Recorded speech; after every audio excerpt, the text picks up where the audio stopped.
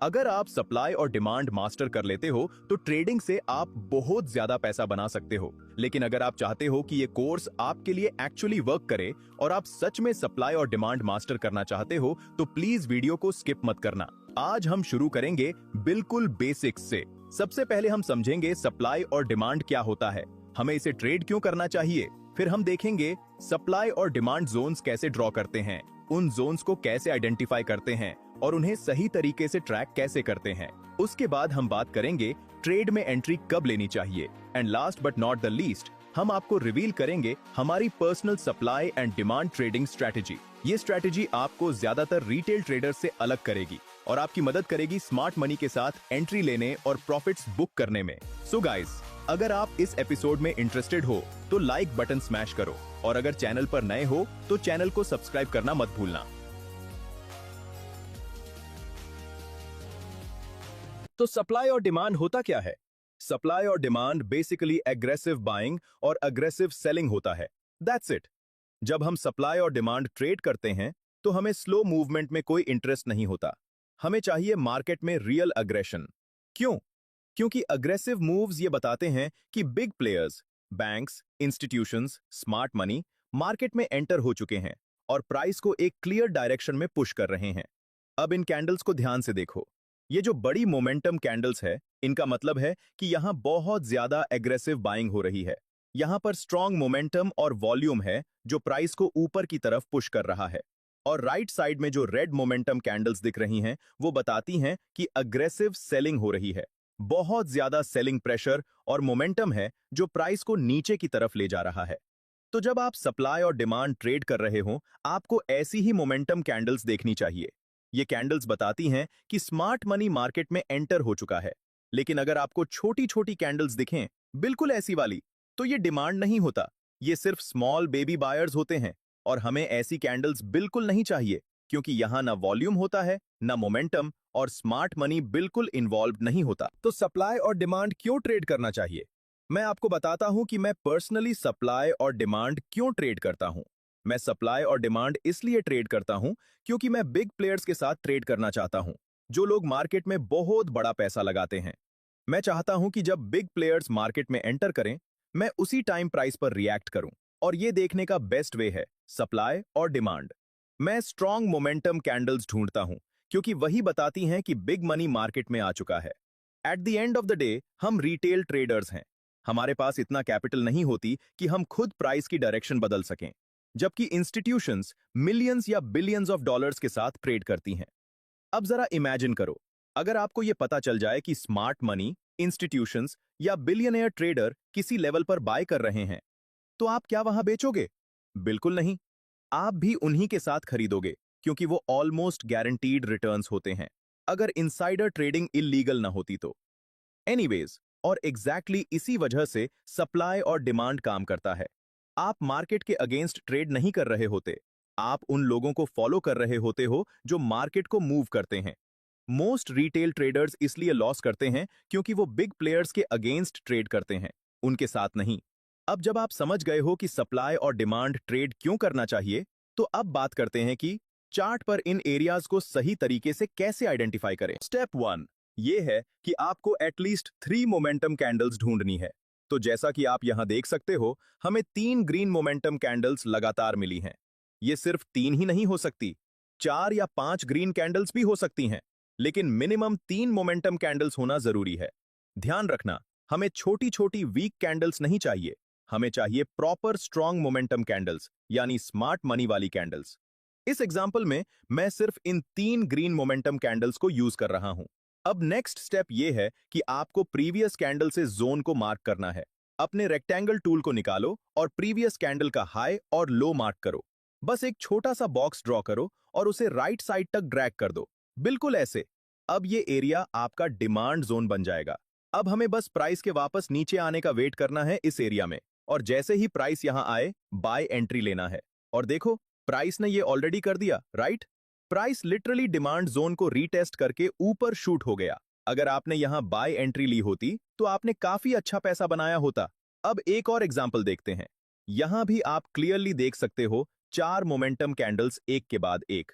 फिर से हम रेक्टेंगल टूल लेंगे, प्रीवियस कैंडल का हाई और लो मार्क करेंगे और उसे राइट साइड तक ड्रैग कर देंगे, बिल्कुल ऐसे।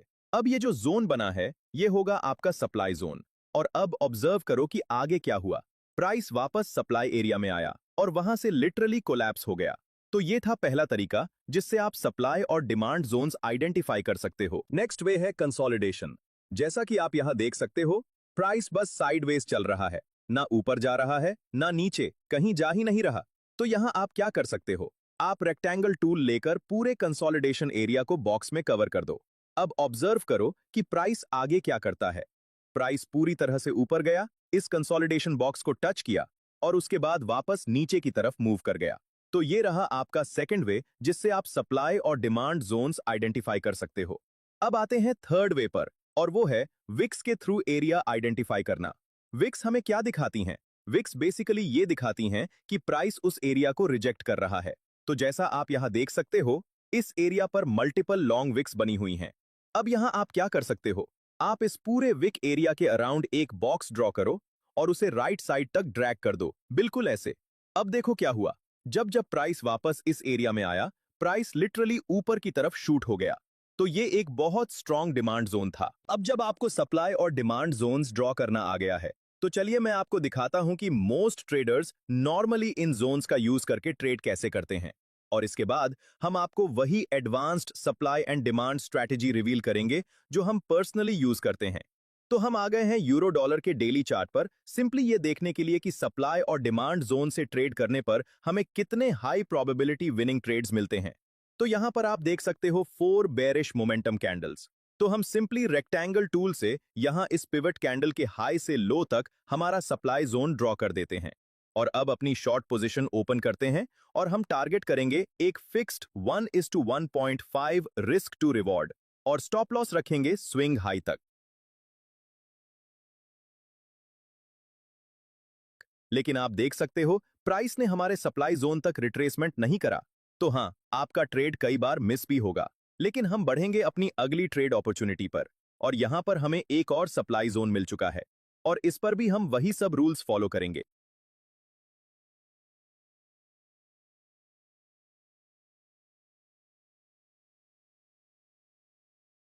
और यहां पर हम आपको जूम कर कर बता देते हैं कि हमारा ट्रेड एग्जीक्यूट हो चुका है इस कैंडल की विक से। और आप देख सकते हो कि ये ट्रेड प्रॉफिटेबल रहा। और अब बढ़ते हैं अगली ट्रेड अपॉर्चुनिटी पर।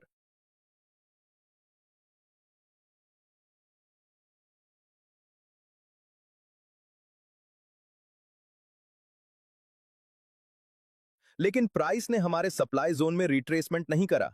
अब हम मार्क करते हैं अपने अगले सप्लाई जोन को और देखते हैं क्या होता है।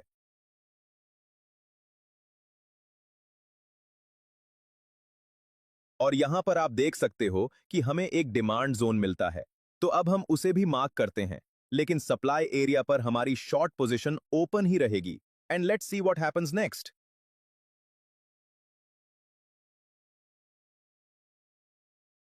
और आप देख सकते हो कि हमारा डिमांड एरिया वाला स्टॉप लॉस हिट हो चुका है और हमें एक नया सप्लाई जोन मिल चुका है। तो अब हम इस नए सप्लाई जोन को मार्क करते हैं और प्रीवियस सप्लाई जोन को हटा देते हैं। लेकिन इस बार हम अपने सप्लाई जोन को थोड़ा सा स्ट्रेच करेंगे क्योंकि हमें यहां कुछ रिजेक्शंस दिख रहे हैं जो एक रेजिस्टेंस एरिया हो जाता है। तो अब इस कॉन्फ्लुएंस के साथ अब हमारा सप्लाई जोन और भी पावरफुल हो जाता है। So now let's see what happens next.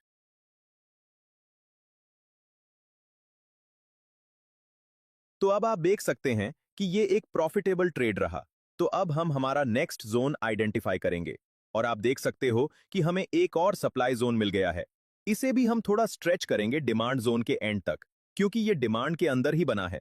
अब देखते हैं आगे क्या होता है।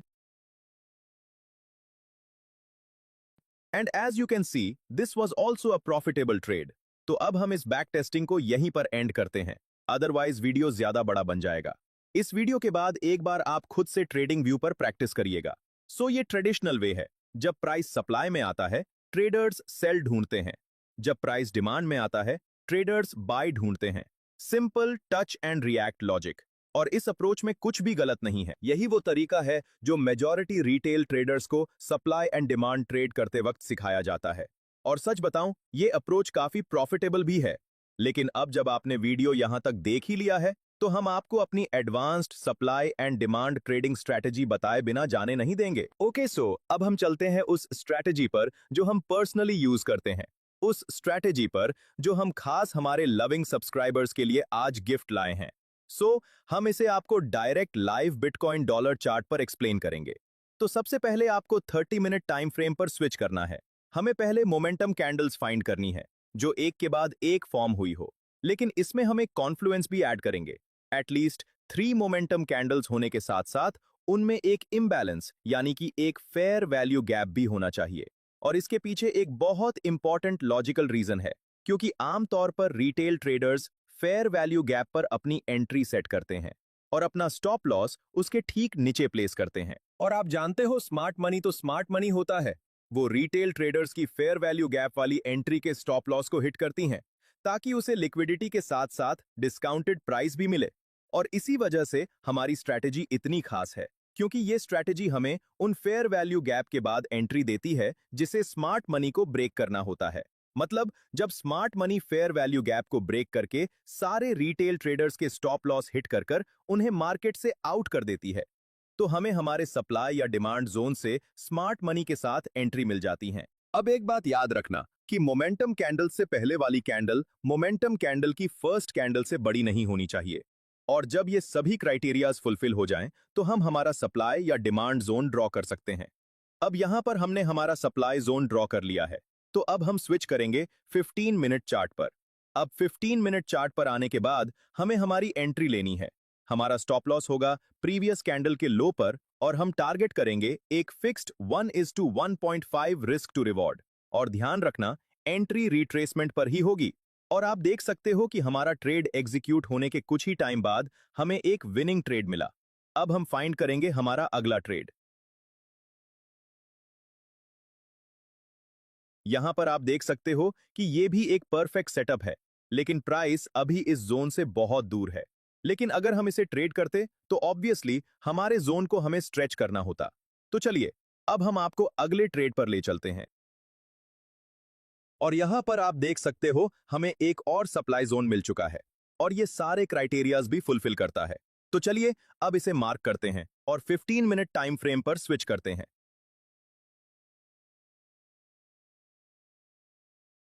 तो अब आप देख सकते हो कि प्राइस ने रिट्रेसमेंट तो करा, लेकिन एक कैंडल ने विक कर इस जोन को ब्रेक भी कर दिया। ऑल्दो हम हमारा स्टॉप लॉस जोन के कुछ पिप्स नीचे ही रखते हैं, तो ये आप पर डिपेंड करता है कि आप इस ट्रेड के लिए अपना स्टॉप लॉस कितने पिप्स नीचे रखते और आपका स्टॉप लॉस हिट होता या नहीं। But I want to be honest with you, क्योंकि मुझे लगता है कि यहां पर हमारे स्टॉप लॉस हिट होने के चांसेस ज्यादा हैं। अदरवाइज ये ट्रेड भी अच्छा प्ले आउट होता। एनीवेज अब हम आपको अगले ट्रेड पर ले चलते हैं। और यहां पर आप देख सकते हो कि इस बार हमें एक डिमांड जोन मिला है। तो अब फटाफट जोन ड्रॉ कर 15 मिनट टाइम फ्रेम पर स्विच करते हैं।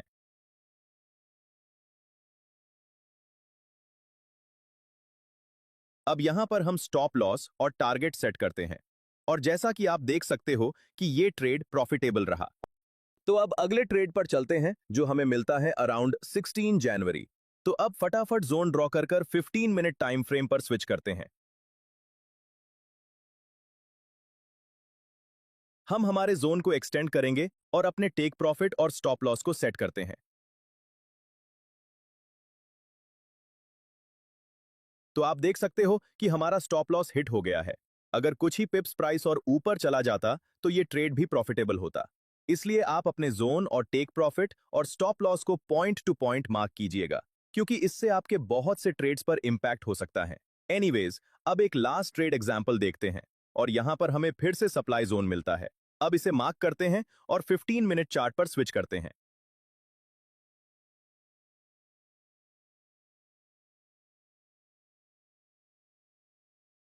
हमारा स्टॉप लॉस और टारगेट सेट करते हैं।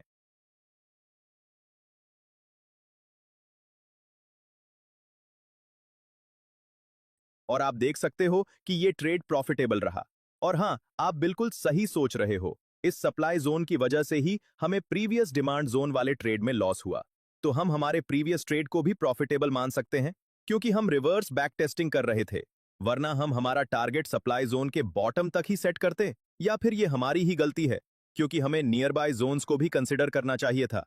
इसमें आपका क्या ओपिनियन है? कमेंट्स में जरूर बताएगा। और अगर आपको इस स्ट्रैटेजी का अलग से डेडिकेटेड एपिसोड चाहिए, जिसमें हम आपको इसके डिफरेंट ग्रेड सेटअप्स और इसे अदर कॉन्फ्लुएंस के साथ कैसे कंबाइन करके ट्रेड करना है, तो ये भी आप बिंदास कमेंट्स में बता सकते हैं। दैट्स इट ट्रेडर्स, इस एपिसोड में बस इतना ही। हमें दीजिए इजाजत और हम आपसे मिलेंगे नेक्स्ट एपिसोड में।